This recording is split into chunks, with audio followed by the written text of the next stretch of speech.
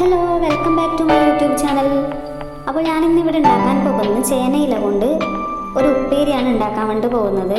ആദ്യമായിട്ടാണ് ഞാനൊരു on voice video ചെയ്യുന്നത്. അപ്പോൾ എന്തെങ്കിലും തെറ്റുകുറ്റങ്ങളുണ്ടെങ്കിൽ എല്ലാവരും ക്ഷമിക്കുക. അപ്പോൾ ഞാൻ നല്ലൊരു തളിരില നോക്കിയിട്ടാണ് ചേനയില മുറിച്ചെടുക്കുന്നത്. ഇത് ചീര ഉപ്പേരിയേക്കാളും ടേസ്റ്റുള്ള ഒരു സാധനമാണ് ചേനയിലേൻ്റെ ഉപ്പേരി.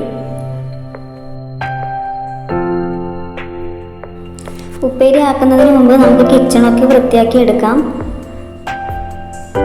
നന്നായി വെള്ളം ഒഴിച്ച് നമുക്ക് ക്ലീൻ ചെയ്തെടുക്കാം.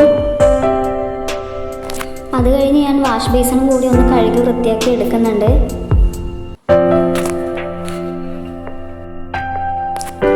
അത് കഴിഞ്ഞ് നമുക്ക് ഇല നന്നായി കഴുകിയെടുക്കാം.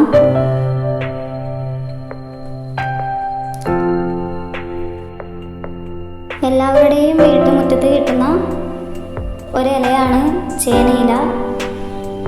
രുചിയും ഗുണവും അതിലേറെ ശരീരത്തിന് ഏറ്റവും നല്ലൊരു ഇലയാണിത്.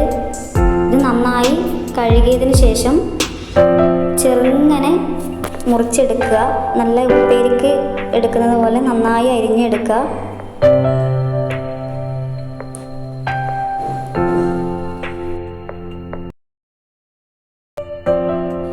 ഇതുപോലെ ചെറുതായി അരിഞ്ഞെടുക്കുക.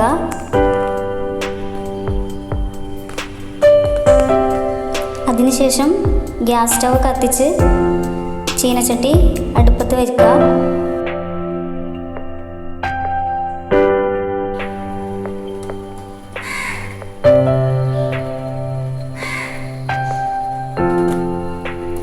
ചൂടായതിനു ശേഷം ചീനച്ചട്ടിയിൽ എണ്ണ ഒഴിക്കുക.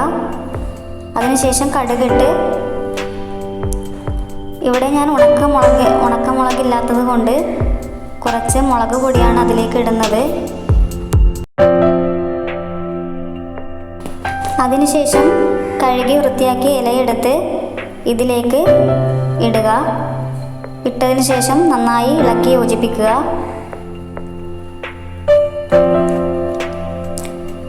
ഇളക്കി യോജിപ്പിച്ചതിന് ശേഷം കുറച്ച് മഞ്ഞൾപ്പൊടി ഇടുക.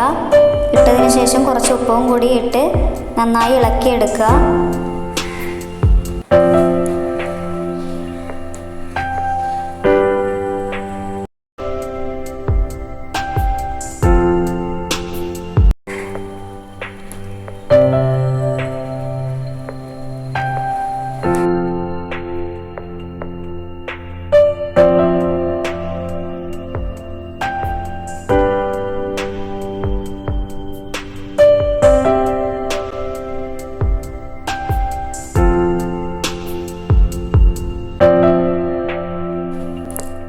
അതിനുശേഷം നമുക്ക് വെളുത്തുള്ളിയും തേങ്ങയും ഇതിലേക്ക് ഇടാം.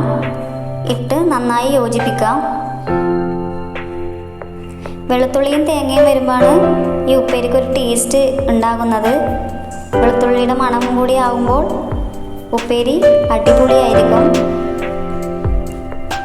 ഓൾമോസ്റ്റ് ഉപ്പേരി നന്നായി വെന്ത് കിട്ടിയിട്ടുണ്ട്. നന്നായി കുക്കായി വന്നിട്ടുണ്ട്. ഇതാണ് നമ്മുടെ ഉപ്പേരി, ചേനയില ഉപ്പേരി.